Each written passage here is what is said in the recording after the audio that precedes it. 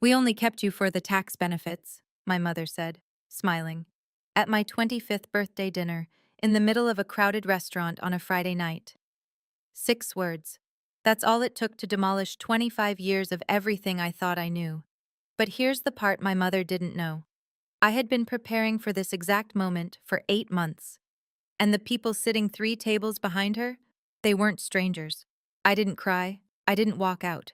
And I reached into my bag and pulled out an envelope, and everything inside that restaurant changed. But to understand why, you need to hear the whole story. Before I go on, if this story connects with you, take a second to like and subscribe, and drop your location and local time in the comments. I love knowing where you're listening from. I'm Paige. I'm 25. I live in one of those small towns where everybody knows your name and your parents' version of the truth. Now let me take you back 8 months to the night I found a folder that was never meant for my eyes. 8 months before that dinner, I'm on my hands and knees in my parents' basement sorting boxes. Lorraine, my mother, asked me to clear space for my cousin Brittany's things. Brittany's moving back to town after a breakup, and apparently the basement needs to be spotless by next week. Lorraine didn't ask nicely. She never does. And she just left a sticky note on my apartment door. Basement, Saturday, don't forget. So here I am, covered in dust, dragging cardboard boxes across a concrete floor. Most of it is old Christmas decorations and Glenn's fishing gear. But tucked behind the water heater, I find a box sealed with packing tape, Lorraine's name written across the top in faded marker. I shouldn't open it. I open it. Inside, a manila folder. And inside that folder, my entire life rearranges itself. An official adoption certificate. A birth certificate I've never seen, the original one, with the name Baby Girl Dunbar typed in the center. And underneath both of those, a receipt from a tax consultant. A single line highlighted in yellow. Adoption tax credit, $5,400. I sit on that cold basement floor for 40 minutes. Not crying, just recalculating every memory I have. Every time Lorraine reminded me how lucky I was. Every time Glenn looked away when I asked about baby photos. And every Christmas card that read, "Our greatest blessing," in Lorraine's handwriting, sent to every neighbor on the block. I pull out my phone and call my best friend Claire. She picks up on the second ring. "What's wrong?" "I need you to come over, not to the house, to the parking lot behind the clinic." "Paige, you're scaring me. Just come." I fold the birth certificate, slide it into my jacket pocket, and put Lorraine's box back exactly where I found it. At the name Dunbar burns against my ribs the whole drive to the clinic. That name would change everything. But not yet. Claire meets me in the gravel lot behind Dr. Weller's vet clinic, still wearing her scrubs from the afternoon shift. She reads the birth certificate under the dome light of her Civic, then reads it again. "Dunbar," she says quietly. "You ever heard that name before?" "Never." She sets the paper down. "Remember the DNA kit I gave you for Christmas?" "I do. An ancestry kit. I'm still in the plastic wrap, shoved in my bathroom drawer. I told her I didn't need it. I told her I already knew who I was. That feels like someone else talking now. "Use it," Claire says. "Tonight." So I do. Cheek swab, registration code, sealed envelope. I drop it in the mailbox outside the post office at 11 p.m. 6 weeks for results. 6 weeks to keep my face normal. And for 6 weeks I watch Lorraine with new eyes. I notice things I always noticed, but never named. At the way she says, "After everything we've done for you," whenever I ask to borrow the truck. The way she tells the neighbors, every single one, how adopting me was the hardest and most selfless decision of my life. But her voice carries pride, not pain. The way Glenn goes quiet whenever Lorraine starts that story, finding something very interesting to look at on his shoes. I keep paying my $400 rent on the converted garage apartment behind their house. And I keep showing up for Sunday dinner. I keep saying thanks, Mom, when she passes the potatoes. Claire asks me once, over coffee at the clinic, "How are you holding up?" "I'm waiting," I tell her. She gives me a look. "For what?" "For proof." What I don't tell Claire yet, what I barely admit to myself, is that I'm also waiting for something worse. I'm waiting to find out why a tax receipt was filed next to my birth certificate like they belonged together. The email arrives on a Tuesday, during my lunch break. I'm sitting in my car in the clinic parking lot, eating a granola bar and scrolling through my phone when the notification slides down. Ancestry. Close family match found. I stop chewing. I tap the link. The screen loads slow, the way everything loads slow in a small town with bad signal. And then there it is. Helen Dunbar. Age 47. Location? Ridgemont, a town 2.5 hours east. Match confidence? 99.7%. Relationship? Parent. As I stare at her profile photo, a woman with short brown hair and a tired smile, standing in front of a garden. She's wearing scrubs. She's a nurse. Community health clinic, it says. Married to Tom Dunbar, 49. One son, Cody, age 20. I have a brother. The granola bar sits untouched on the passenger seat for the rest of my lunch hour. I try to write an email 7 times. The first 6 are too long, too desperate, too angry, too careful. The 7th is 3 lines. My name is Paige. I believe you may be my biological mother. I'm not angry. I just want to know. I hit send before I can delete it. 4 hours later, my phone buzzes. One line from Helen Dunbar. I have been waiting for this email for 25 years. I read it 3 times. Then I lock my phone, press it against my chest, and sit in the clinic parking lot until the sun drops behind the tree line. For 25 years, I thought the people who raised me were the only family I'd ever have. Now, a woman 2.5 hours away is telling me she's been counting the days since she lost me.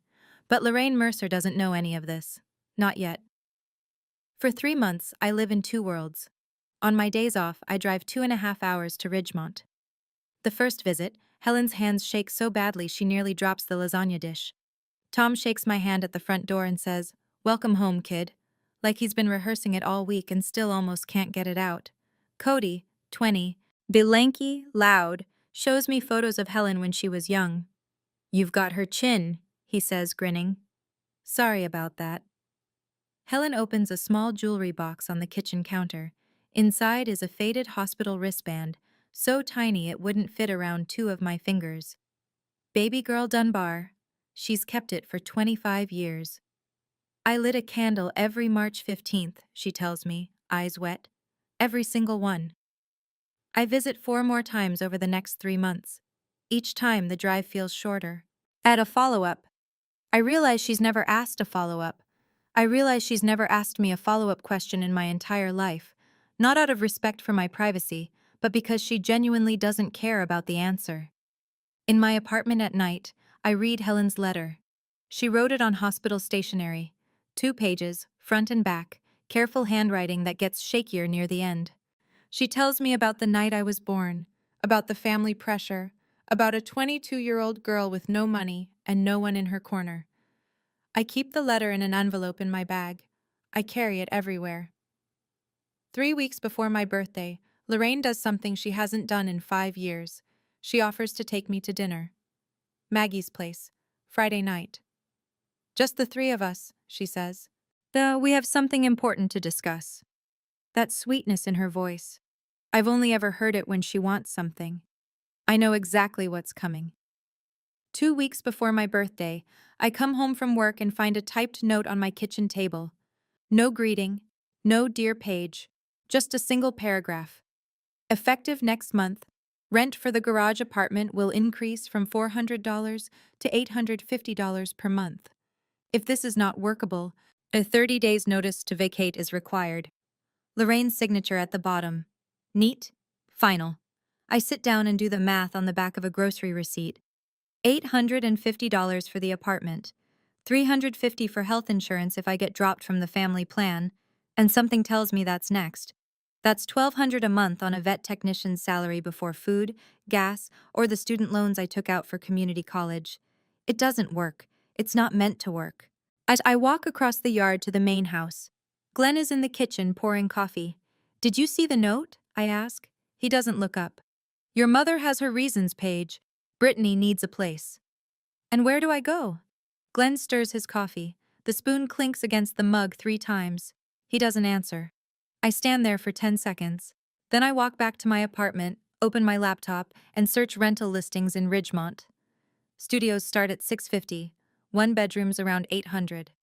Tight, but possible, especially if I transfer to a clinic out there. I don't argue with Glenn. I don't confront Lorraine. Not because I can't, because there's a difference between reacting and being ready, and I learned that difference the night I found a tax receipt filed next to my birth certificate. Lorraine wants me dependent. That's her leverage. The cheap rent, the insurance, the documents she's held in a locked box my entire life.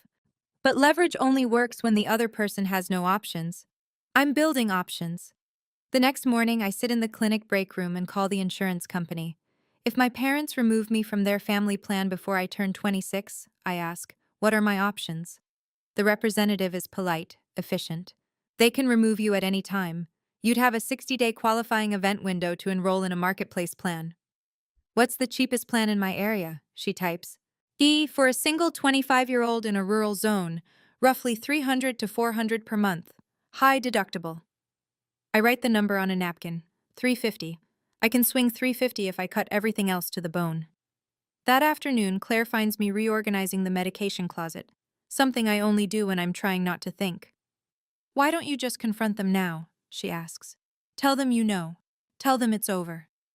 I close the cabinet door carefully. Because if I confront them before I'm ready, I lose everything at once. Housing, insurance, and the truth about who I am. I need all three handled before I say a word. Claire is quiet for a moment. Then, you're not waiting because you're scared, are you? No, I'm waiting because I want to be ready. Not angry. Not desperate. Ready. That night, I call Helen. I tell her about the rent increase, about the insurance. With us as long as you need. Tom's already with us as long as you need. Tom's already clearing out the guest room. I'll pay rent, I say. Paige. I'm not going from one dependency to another, Helen. Let me pay my way. She's quiet for 3 seconds. You sound exactly like me at 22, stubborn as hell. I almost laugh. Almost. 4 days before my birthday, Bess Lorraine knocks on my apartment door. She's smiling. Not her real smile. The one she saves for church potlucks and parent-teacher nights she hasn't attended in years. The performance smile. Paige, honey, Dad and I want to take you to dinner for your birthday. Maggie's place Friday night, just the three of us. She tilts her head. We have something important to discuss. It'll be nice. I search her face. The sweetness is layered on thick, the way you frost a cake that didn't rise properly. As she's been planning this, I can feel it. Sure, Mom, I say. Sounds nice. She pats my arm, a gesture I suddenly realize she only does when she's about to ask for something or take something away, and walks back across the yard. The second her screen door shuts, I pick up my phone. Helen, it's happening. Friday night, Maggie's place. Silence on the other end, then Helen's voice steady. What do you need from us? Come to the restaurant, all three of you. But book a table, but sit separately. Don't come over unless I signal. I need to hear what they say first. We'll be there, Helen says. Tom's already grabbing his keys. Helen, it's 4 days away. I know. I just want him to know we're going. I sit on the edge of my bed after we hang up. The envelope is in my bag. Helen's letter, our family photo from last month, the DNA results. I press my hand against the bag like I'm checking for a heartbeat. Friday is 4 days away. I have 4 days to hold my breath, keep my face normal, and wait for my own mother to tell me I'm disposable. In a room full of people who believe she's a saint. Friday night, Maggie's place. The restaurant smells like cornbread and cedar. Warm light, oak-paneled walls, a George Strait song on low through ceiling speakers. Every table is full or filling. This is the only sit-down restaurant in a town of 4,000, and Friday night is sacred here. I arrive 10 minutes early. My hands are steady. My breathing is not. I scan the room. In the far corner near the window, Helen in a blue blouse, Tom beside her in a flannel button-down, Cody hunched over his phone. Helen sees me. A tiny nod, barely a dip of her chin. That's all. That's enough. I sit at a table in the center of the room. Maggie herself, 63, silver-haired, built like a woman who's been carrying cast-iron skillets since before I was born, waves from behind the register. Happy birthday? Sweetheart, she calls out. I wave back. Underneath the table, my right hand closes around the envelope in my bag. Glenn and Lorraine arrive together. Lorraine is wearing a red dress, something she reserves for Easter and the county fair pageant. Her lipstick matches. She's dressed for a celebration. Glenn wears a button-down shirt with the top button fastened, which he only does when he's uncomfortable. Lorraine slides into the booth across from me. "Don't you look pretty tonight?" 25, can you believe it?" She orders a glass of wine. Glenn orders water. I order nothing. Small talk. Lorraine asks about the clinic. I answer. She doesn't listen. Her eyes keep flicking to her purse, to Glenn, back to me. She's running a script in her head, and the small talk is just the opening credits. 2 tables to our right, Pastor Jim Hadley and his wife settle in with menus. Lorraine notices them. "A way to say this." Glenn is looking at his way to say this. Glenn is looking at his plate like there's a script written on the mashed potatoes. Lorraine folds her hands on the table, practiced, almost pastoral. "You're adopted," she says. "We took you in when you were 3 days old." I don't react. Not because I'm acting. That's because I've already lived through this moment, 8 months ago, on a basement floor. Lorraine reads my silence as shock. She keeps going. "We kept you because, honestly, the tax situation made it work for us. The credits, the deductions, it helped us get through some very rough years." She pauses, a small, closed-mouth smile. "But now you're 25. The benefits ended. And frankly, Paige, we've done our part." The words hang in the air like smoke. At the next table, as a woman's fork stops halfway to her mouth, Glenn clears his throat. "We've consulted a lawyer about formalizing the separation. Legally." "You have 30 days to move out of the apartment," Lorraine adds, reaching into her purse. She pulls out a folded sheet of paper, the same clinical tone as the rent notice. "Brittany needs it." She slides the paper across the table. I don't look at it. I look at Lorraine, straight into her eyes, and I hold that gaze for 5 full seconds, long enough that she shifts in her seat. "Is that all?" I say. The words come out quieter than I expected. Not hurt, not angry, just clear. Lorraine blinks. The smile falters. She wasn't expecting that. She was expecting tears, maybe begging. Something she could manage, something she could pat on the head and walk away from feeling righteous. "What do you mean, is that all?" she says. I don't answer. Not yet. That's because the next thing I say will change everything in this room, and I need her to feel the silence first. Lorraine doesn't like silence. She never has. Silence is a space she can't control, and Lorraine Mercer needs to control every room she enters. "I know this is hard," she says, leaning forward, "but it's better you hear it from us than find out some other way." "How generous of you," I say. Her jaw tightens. "Don't get sarcastic with me. We raised you. We fed you. Oh, we gave you a roof. For $5,400 a year." The number lands. Lorraine's hand twitches against the table. She didn't expect me to know that figure. Glenn, quietly. "This doesn't have to be ugly, Paige." "Then why did you bring paperwork to a birthday dinner?" He doesn't have an answer for that. Lorraine reaches for her purse again, pulls out a pen, and sets it beside the folded paper. "Sign this tonight," she says, "and we'll give you the full 30 days. If you don't, it's 2 weeks." Her voice is louder than she intends. 2 tables over, Pastor Jim sets down his fork. At the corner booth, Maggie pauses with a coffee pot in her hand, her eyes moving between Lorraine and me. I look at the pen, then at the paper, then at Lorraine. "I'm not signing anything at a dinner table, Lorraine." The name lands harder than the number did. Not Mom. Lorraine. First time in 25 years. Lorraine's mouth opens. Closes. Her nostrils flare. And for just a moment, the mask comes down completely. Not sadness, not regret. Irritation. Pure, uncut irritation that I am not following the script she wrote for tonight. She was supposed to deliver the news. I was supposed to cry. She was supposed to comfort me just enough to feel noble. I was supposed to sign. I didn't. "Excuse me?" Lorraine's voice drops to a hiss. "I am still your mother." "You just told me you're not." The sentence sits between us like a wall. Then Glenn makes a sound, half cough, half groan, and shifts in his seat. Lorraine's grip on her wine glass tightens until her knuckles go white. "I raised you," she says. "That makes me your mother." "Then why does it feel like a transaction that just expired?" Lorraine's eyes dart around the restaurant. She can feel people watching. This was supposed to be contained, quiet. A tidy little handoff. But I'm not cooperating, and Lorraine Mercer cannot stand a scene she doesn't direct. Fine, she says, and her voice shifts, sharper now, the pretense of gentleness falling away. You want the truth?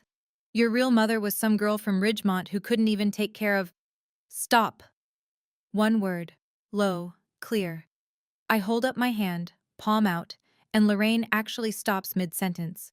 Not because she respects me, because the look on my face is something she hasn't seen before, and it unsettles her. You don't get to talk about her, I say. Not tonight. And not ever. Her? Lorraine almost laughs. You don't even know her. I don't answer. Instead, I reach into my bag and pull out the envelope. Slowly. I set it on the table between us, next to the unsigned paper and the untouched pen. Lorraine stares at it. Plain white envelope, slightly bent at the corner from months inside my bag. What is that? She says. I let the question hang. Glenn leans forward, squinting. Pastor Jim, 2 tables over, has stopped pretending not to listen. As I rest my fingertips on the envelope and wait. Because what's inside this envelope is going to dismantle every story Lorraine Mercer has ever told about herself, and I want her to feel it coming before it arrives. Lorraine can't stand the silence. She never could. Answer me, Paige. What is in that envelope? I say nothing. My fingers rest on it, waiting. And that's when Lorraine makes the mistake I knew she'd make.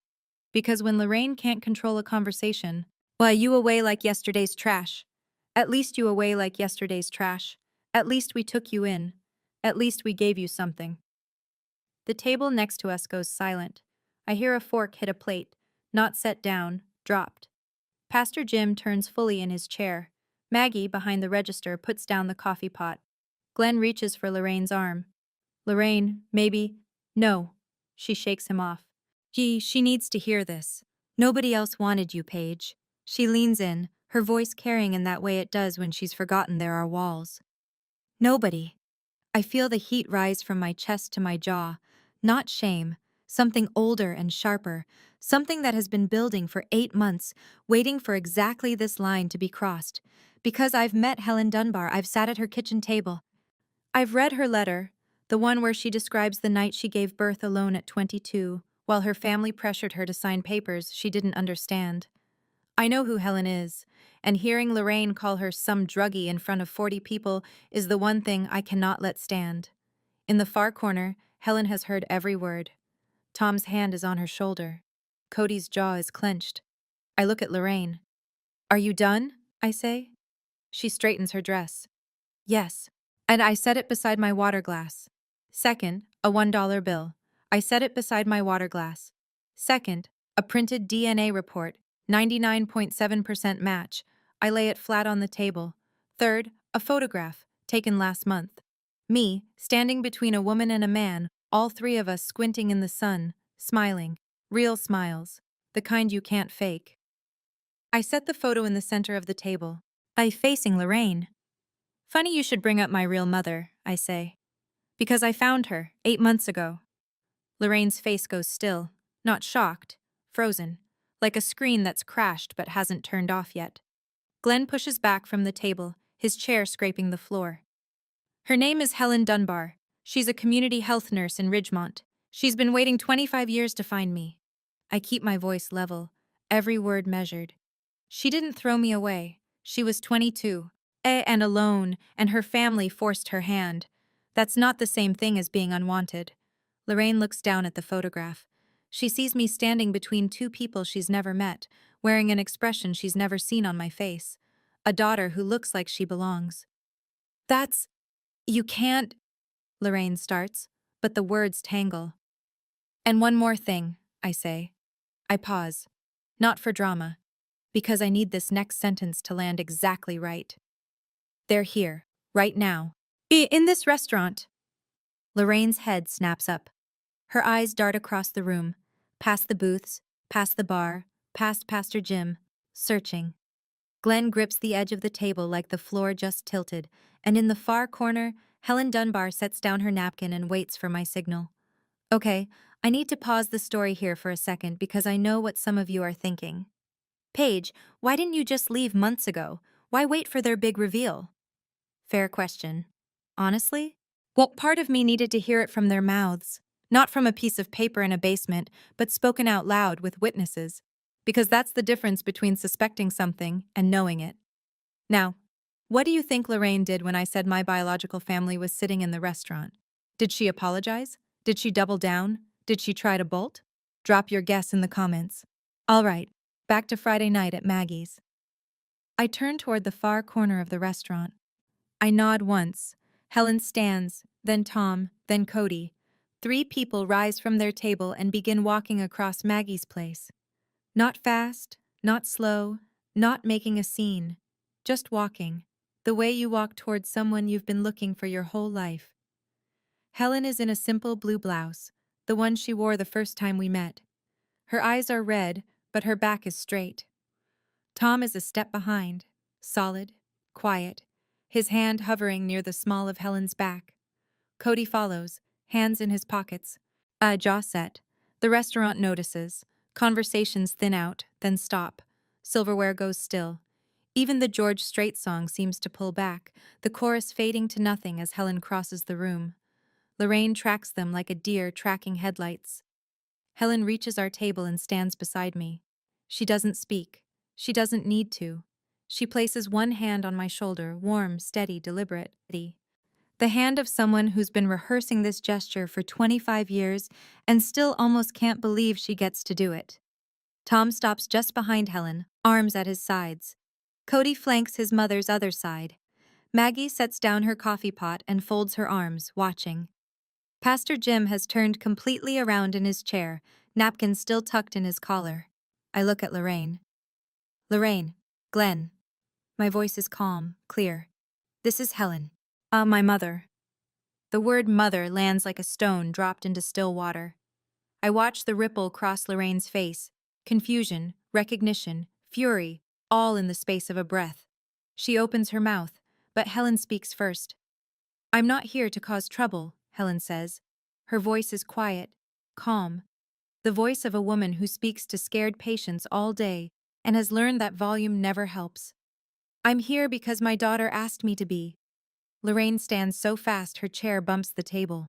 Then wine sloshes over the rim of her glass and pools on the paper she brought for me to sign. Your daughter? Lorraine's voice pitches high. I raised her for 25 years. And you just told her she was useless. The sentence travels. I hear it land at the next table, at Pastor Jim's booth, at the bar.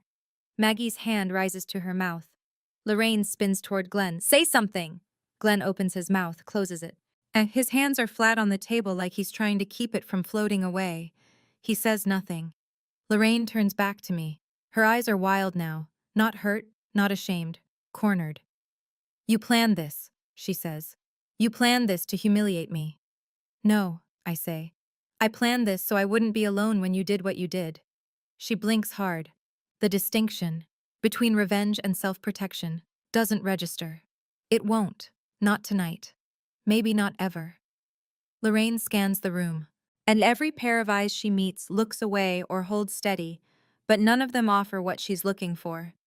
Karen from the post office, the woman Lorraine has told the selfless mother story to 100 times, is sitting 4 tables back with her hand over her mouth. She heard everything, the tax benefits, the useless, the nobody wanted you. Karen heard it all, and Lorraine can see it on her face. This is completely inappropriate, Lorraine says, but her voice has lost its edge. I was a tax write-off too, I say. You was a tax write-off too, I say. You didn't seem to mind then. Glenn's face collapses. Not dramatically, quietly, like a wall settling after years of bad foundation. He knows I'm right. He knows it the way you know your back tire is flat. You felt it pulling for miles, and you just kept driving. Tom steps forward. Not aggressively. He simply moves to stand beside Helen, one hand resting on the back of my chair. His presence fills the space Glenn left empty. We're not here for a fight, Tom says. His voice is low, calm, and carries the particular weight of a man who builds things with his hands and doesn't waste words. We're here for Paige. Glenn looks at Tom. For one long exposed moment, the 2 men occupy the same frame, and the comparison needs no narration. One man drove 2.5 hours to stand behind a daughter he barely knows. The other couldn't stand up to his wife across a dinner table for the one he raised. Glenn reaches for his jacket on the back of his chair. I think we should go, Lorraine. I'm not going anywhere until she apologizes, Lorraine says, but her voice is cracking at the seams. She points at me. After everything I have nothing to apologize for, I say. Lorraine stares at me. I hold her gaze. I don't blink. I don't soften. And I don't raise my voice because I don't have to. The room is already listening. Glenn stands and walks toward the door. He doesn't take Lorraine's arm. He doesn't wait for her. For the first time in 30 years, Glenn Mercer walks away from his wife in public, and Lorraine is left standing alone. Lorraine's eyes sweep the restaurant one last time, searching for an ally. They land on Pastor Jim. Jim? Her voice breaks slightly. You know me. You know what kind of mother I've been. Tell them. Pastor Jim looks at Lorraine for a long moment. His wife places a hand on his forearm. The whole restaurant holds its breath, because Jim Hadley has stood at that pulpit for 19 years, and when he speaks, this town listens. I think maybe this is a conversation you need to have with God and with your daughter, Lorraine, he says gently. Not with me. No judgment in his voice, no harshness. Somehow that makes it worse. Lorraine's face does something I've never seen before. It crumples. Not into sadness, into the realization that the story she's been telling for 25 years has just ended, and every person in this room watched it happen. She grabs her purse, doesn't pick up the unsigned paper, doesn't take the pen, doesn't look at me. She walks to the door, heels clicking on the hardwood floor. It's the loudest sound in the restaurant. Glenn is waiting by the exit. Before he follows Lorraine out, he turns back. His mouth opens. I think he's about to say something. An apology, maybe. An explanation. A goodbye. But nothing comes. He looks at me, then at Helen's hand on my shoulder, and he closes his mouth. Nods once, slow and small, like a man acknowledging something he should have acknowledged years ago. The front door swings shut behind them. A bell jingles overhead. The restaurant exhales. I look down at the table. Lorraine's wine glass still half full. The paper is soaked and unsigned. The pen uncapped and useless. And beside them, my photo, my letter, and the truth she couldn't outrun. The noise comes back in layers. A murmur at the booth near the window. A fork scraping a plate. The kitchen door swinging open, swinging shut. George Strait picks back up mid-verse, and life at Maggie's place begins to reassemble itself around the empty chair where Lorraine Mercer sat. Helen slides into that chair. Tom takes the one beside her. Cody drags a chair from the next table and wedges it in at the end, his long legs bumping the table leg. Nobody speaks for a few seconds. Helen is holding my hand. Her fingers are cold. She's been gripping the armrest at her own table for the last 20 minutes. But her hold is firm. She's not letting go. Then her eyes fill. Not the polite dabbing at the corners kind. The real kind. 25 years of not knowing, not holding, not being there. All of it rising at once. I'm sorry I wasn't there sooner, she whispers. I squeeze her hand. You're here now. That's what matters. Tom clears his throat. His eyes are red too, but he's the kind of man who'll hold that in until he's alone in his truck later tonight. He pulls a napkin from the dispenser and sets it quietly beside Helen. The silence stretches, warm and strange and ours. Then Cody picks up a menu. So, can we order? He says. I drove 2.5 hours and I'm starving. The laugh that comes out of me is sudden and messy and completely real. Helen laughs too, a wet, hiccuping sound that makes Tom grin. Even Pastor Jim, 2 tables over, cracks a smile. And then Maggie appears at our table with extra place settings balanced on her forearm. This one's on the house tonight, she says. All of it. She walks away before anyone can argue. As after the food arrives, Cody ordered both the ribs and the chicken fried steak, I pull Helen's letter from the envelope. Can I read part of this? I ask her. Out loud? Helen's hand goes to her throat. She nods. I unfold the hospital stationery. 2 pages, front and back, in handwriting that starts neat and gets shakier by the second paragraph. I don't read all of it. Just a piece. The part I think matters most. Helen wrote about the night I was born. A Thursday. Raining. She was 22, alone in a delivery room, and the only person who came was a nurse named Diane, who held her hand through the last 3 hours. She wrote about the hospital wristband they fastened to my wrist, how she memorized every letter before they took me to the nursery. She wrote about the candles. Every March 15th, I read aloud. I light a candle and I set it on the kitchen windowsill. Tom knows, Cody knows, they never asked me to explain. I have never missed a year. I fold the letter. The table is quiet. Tom is looking at his plate. Cody is looking at his mother. I don't read the rest, because the rest is between Helen and me. About the family who pressured her. About the papers she signed at 22 without anyone explaining what they meant. About 2 decades of guilt that Helen carried like a second skeleton inside her body. But the restaurant has heard enough. That Karen, Lorraine's coworker from the post office, gets up from her table and walks over. She stands next to me, clutching her napkin. "I'm so sorry, Paige," she says. "I didn't know." I nod. "Thank you, Karen." She goes back to her seat. I watch her pull out her phone and begin typing. By morning, every person in this town will know.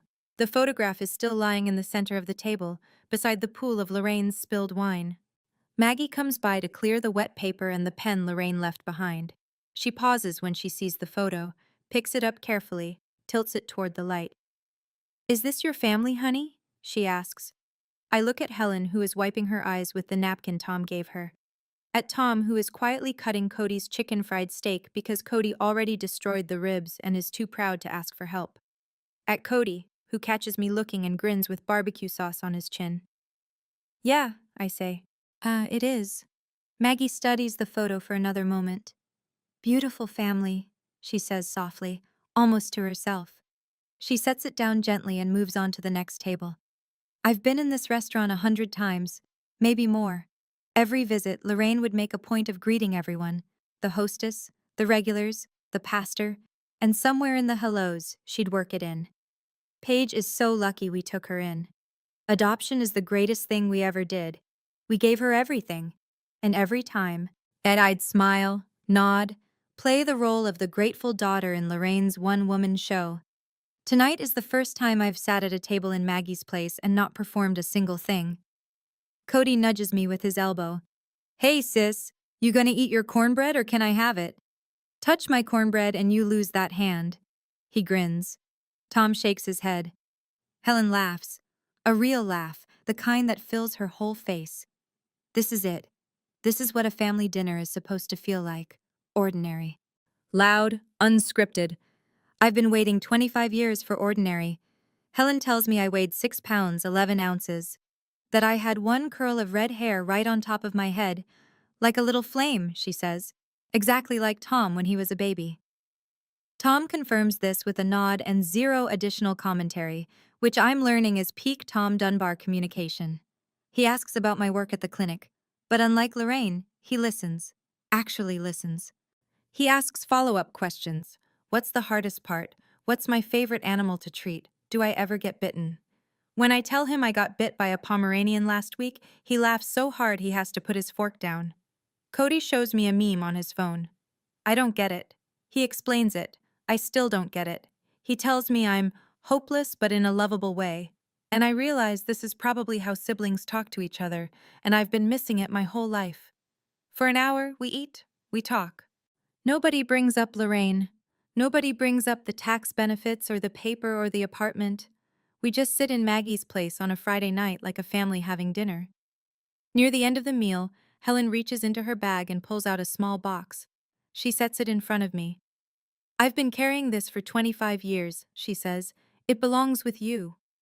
I open it. Inside, resting on a square of cotton, is a hospital wristband, tiny, faded pink.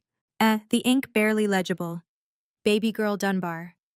Helen has threaded it onto a simple silver chain. I fasten it around my wrist without a word.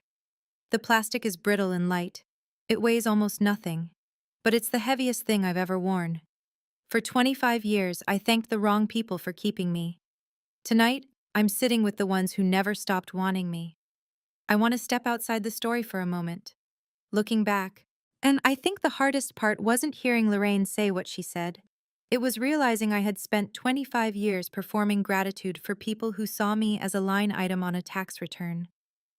If you've ever been in a situation where someone held your basic needs over your head, housing, insurance, documents, whatever, and called it love, you know exactly what I mean.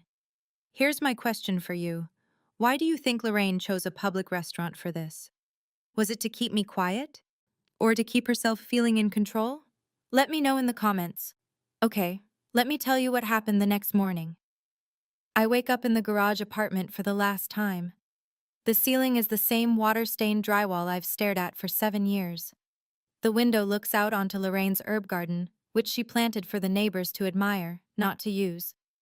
Everything in this room is familiar, and none of it is mine. I pack my life into 4 cardboard boxes. That's all it takes. Clothes, the books, the photo of Helen and Tom, my vet tech certifications, a coffee mug Claire gave me that says, "I'd rather be covered in dog hair." 7 years in this apartment, and my whole life fits in the back seat of a Honda Civic. Claire comes over at 8. She doesn't ask questions. She just starts carrying boxes. At 9, I call the insurance marketplace. Change of address, qualifying life event. New plan effective in 60 days. I write down the confirmation number on the back of a gas station receipt and fold it into my wallet. At 9:30, I walk across the yard to the main house. The lights are off. Lorraine's car is in the driveway, but the curtains are drawn. She's in there, but she doesn't want to see me, and I don't need to see her. I leave the apartment key on the kitchen counter. Next to it, I place the move-out paper, signed, Bet with one line written beneath my signature in blue ink. You don't need 30 days. I'm done today. No letter, no speech, no final scene. Claire and I pull out of the driveway at 10. I don't look in the rearview mirror for the first 3 miles. Then I do. The house is small and getting smaller. I don't cry when I leave. I cry 15 minutes later when the GPS voice says, "You are now entering Ridgemont," and it sounds like the first true thing anyone has told me in years. And the following week, I visit a legal aid office in Ridgemont. Free consultation. The attorney is a woman named Sandra who has a desk covered in family photos and a handshake that could crack a walnut. I tell her everything. She listens with her pen still, which I've learned means she's hearing something that doesn't surprise her. First things first, Sandra says. There is no legal mechanism in this state, or any state, to disown an adult child. Your father was bluffing. She lets that sink in. He may have consulted someone, or he may have just said that to scare you. Either way, there's no paperwork he can file, no petition he can submit, and no judge who would hear it. You are a legal adult. The adoption was finalized 25 years ago. It's done. I feel something loosen in my chest, a knot I didn't realize I'd been carrying since the night Glenn said, "We've consulted a lawyer," in that tight, rehearsed voice. And as Sandra helps me file a request with the county clerk for my original birth certificate and the full adoption record. 3 weeks later, a manila envelope arrives at the Dunbar house. Inside, my birth certificate. The real one, with Helen's name. And in the adoption file, a detail I didn't know. Helen didn't voluntarily relinquish me. Her parents signed on her behalf. She was 22, but at the time in that county, the family had pressured her through a process she barely understood. And no one explained her rights. No attorney represented her. Helen was in the kitchen when I read that page. I didn't show her, not yet. Some truths need the right moment. That night, I text Glenn. Just one message. The lawyer confirmed there's no such thing as legally disowning an adult child. You know that. I hope someday you think about why you went along with it. He reads it at 9:47 p.m. He never replies. 1 month out. I'm in the guest room at the Dunbar house, paying $300 a month that Helen refuses to cash. So I leave the checks on the kitchen counter, and eventually Tom slips them into the household jar when Helen isn't looking. We have an unspoken system. The new vet clinic in Ridgemont is smaller. Dr. Patel runs a 2-person operation, her and me, and the waiting room smells like wet golden retriever by 9 a.m. every morning. It's perfect. Cody and I watch movies on Saturday nights. He insists on horror, and I insist on anything else. We compromise on action movies and argue about pizza toppings with the kind of passion that only siblings can generate over pepperoni. Helen teaches me her lasagna recipe on a Sunday afternoon. Midway through layering the noodles, She stops and stares at my hands. You roll your sleeves the same way I do, she says. I look down. She's right. Same fold, same crease, same tuck at the elbow. 25 years apart, and our hands learned the same habit. She doesn't say anything else about it. She doesn't need to. I start looking at apartments in town. 1 bedrooms, 650 to 800. I can make it work with the new job. 2 months, maybe 3, and I'll have my own place. First time in my life.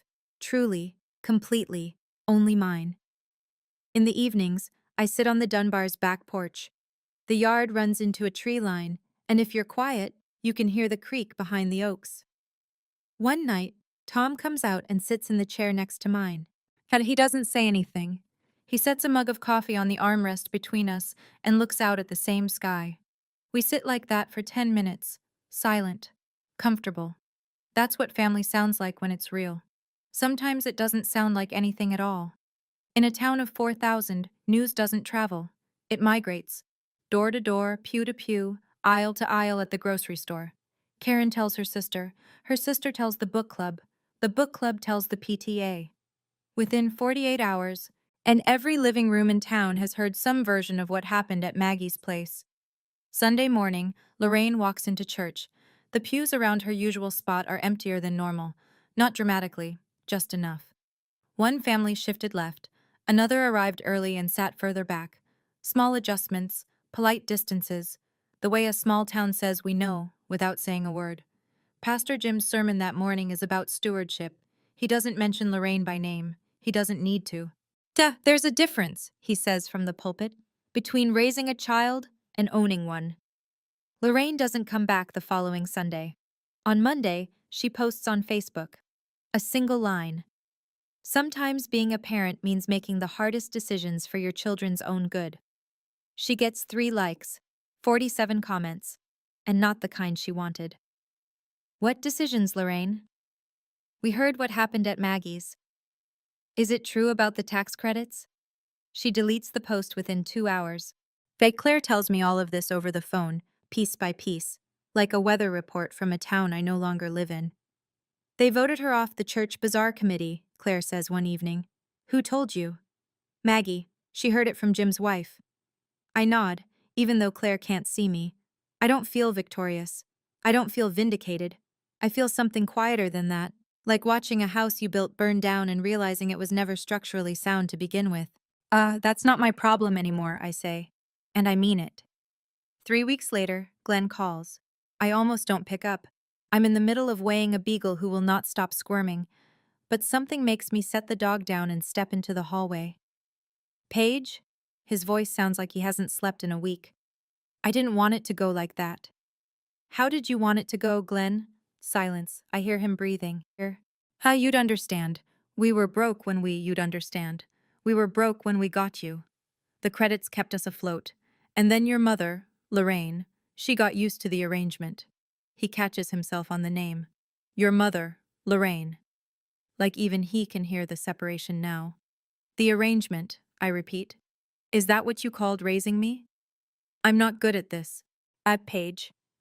I know, I say. You were never good at standing up when it mattered. He's quiet again. I can hear a TV in the background. Some game show. He's alone. I'm not angry, Glenn, I say. And I realize as I say it that it's true. Anger left me somewhere around Ridgemont. What's left is something heavier and quieter. I'm just done. Can we? He stops, doesn't finish the sentence. As I think he was going to say try again, or start over, or some other phrase that sounds hopeful in the mouth and hollow in the ear. Maybe someday, I say. But right now, I need space. And you need to figure out why you let her do what she did for 25 years. I hang up, set the phone on the counter, go back to the beagle. He doesn't call again. But on Tuesday mornings, a 2-word text arrives. Hope you're well. I reply, I am. That's enough, for now. Claire gives me the update in her usual deadpan. Brittany moved out. I'm restocking exam room supplies, counting heartworm pills. Moved out of what? Your apartment, the garage. She lasted 6 weeks. I stopped counting. What happened? She heard the whole story from about 15 different people. Told her friends she felt like she was living in someone else's eviction. Moved in with a roommate on the other side of town. I think about Brittany, 23, fresh off a breakup, and just looking for a cheap place to crash. She didn't ask for any of this. She was just the excuse Lorraine needed. She texted me, actually, I tell Claire. Brittany texted you? Found me on Facebook, said, "Hey, I'm sorry about what happened. If it helps, I didn't ask for any of this either." What did you say? I know. It's not your fault. Because it isn't. Brittany is a pawn, same as I was. Just a different square on Lorraine's board. Claire is quiet for a moment. And then, so the apartment's empty now. Yeah. Lorraine kicked you out for Brittany. Brittany left. And now the apartment is just sitting there. Yep. That's poetic. That's Lorraine. The irony isn't lost on me. Lorraine dismantled my life, my housing, my insurance, my identity, to make room for a niece who didn't want to stay. She lost her daughter, her community standing, and her church committee seat. And the apartment is empty. The whole thing was for nothing. As Claire also tells me, Lorraine's been avoiding Maggie's place, drives 20 minutes to the next town for groceries, hasn't been seen at the salon or the post office social hour. She's building her own exile, brick by brick. I don't comment. I don't celebrate. I just go back to counting heartworm pills. Some things sort themselves out. 1 year later, March 15th. I'm 26, and for the first time in my life, my birthday dinner doesn't come with a script. At the table at the Dunbar house is set for 5. Helen made lasagna, the same recipe she taught me, except hers is better and probably always will be. Tom grilled steaks on the back porch because you can't have a birthday without something charred. Cody bought a cake from the bakery in town and wrote "Happy Birthday, Sis" on it in frosting that's already starting to slide. Claire drove 2.5 hours to be here. She walks in with a bottle of wine and a card that reads, "Sa," to the only coworker I'd commit a felony for. No envelope on this table, no unsigned papers, no pen, no exit strategy disguised as a celebration. Helen brings out the cake with 26 candles. The kitchen fills with light. "This is the first time I get to do this in person," she says, and her voice catches on the last word. I close my eyes over the candles. I don't make a wish. Everything I need is already sitting at this table, loud, imperfect, and here. I blow them out. Cody claps. Tom reaches over and squeezes my shoulder. Claire raises her wineglass. Helen cries a little, which makes me cry a little, which makes Cody roll his eyes and say, "Here we go," which makes everyone laugh. On my wrist, the hospital bracelet on its silver chain, faded pink plastic, barely legible ink. I wear it every day, not as a reminder of what I lost, as proof of what I found. I have my own apartment now, $650 a month, second floor, with a window that faces the tree line. And I pay every bill myself. Marketplace insurance, my name on every document, nobody's tax benefit, nobody's arrangement, just Paige. So here's what I want to leave you with. Not advice. I'm 26. I'm in no position to give advice. Just what I've learned. Lorraine didn't destroy me that night at Maggie's. She freed me. She just didn't know it. I don't hate her. Hate takes energy I'd rather spend on the people who actually want me around. And honestly, hating Lorraine would mean she still occupies space in my life, and I've spent 25 years giving her space she didn't earn. Glenn texts me sometimes. Short messages, always on Tuesday mornings. "Hope you're well." I reply, "I am." 2 words, but I mean them. Maybe someday we'll have a longer conversation. Maybe we won't. That door isn't locked. It's just closed. And I get to decide when it opens. Helen and I are still learning each other. She apologizes too much for missing my first word, my first day of school, my first everything. I tell her to stop. She cries. I get awkward. We're both figuring it out. That's okay. Real families aren't perfect. They're present. Tom taught me how to change a tire last month. I'm 26. I should have learned at 16. But the man who was supposed to teach me was too busy not making waves. Cody still sends me memes I don't understand. I pretend to get them. He knows I'm pretending. It's our thing. And here's the part I want you to hear. Whoever you are, wherever you're listening, if someone holds your basic needs hostage, housing, insurance, documents, access, and calls it love, that's not love, that's leverage. And you don't owe gratitude for leverage. I didn't get revenge that night at Maggie's place. I got clarity. And clarity, it turns out, is louder than any speech I could have given. Tonight, I'm sitting in my apartment in Ridgemont. The one with the window that faces the trees. The dishes from dinner are still in the sink. Claire left an hour ago. Cody texted me a birthday meme. I don't get it, but I sent a laughing emoji anyway. On my kitchen windowsill, I set a candle, just a simple white taper in a glass holder, the kind you buy for $2 at the hardware store. I light it. For 25 years, Helen lit a candle on this date. Every March 15th, a small flame on her kitchen windowsill, marking the birthday of a daughter she couldn't hold. Tom knew. Cody knew. They never asked her to explain. It was just what she did. A quiet ritual of love that never stopped, even when she had no reason to believe it would ever be returned. Now it's my turn. But I'm not lighting this candle for loss. I'm lighting it for the start of something. For the first birthday I celebrated without performing gratitude. For the first year I've lived on ground that nobody can pull out from under me. For Helen, who waited. For Tom, who showed up. For Cody, who called me sis before I was ready to hear it, and kept saying it until I was.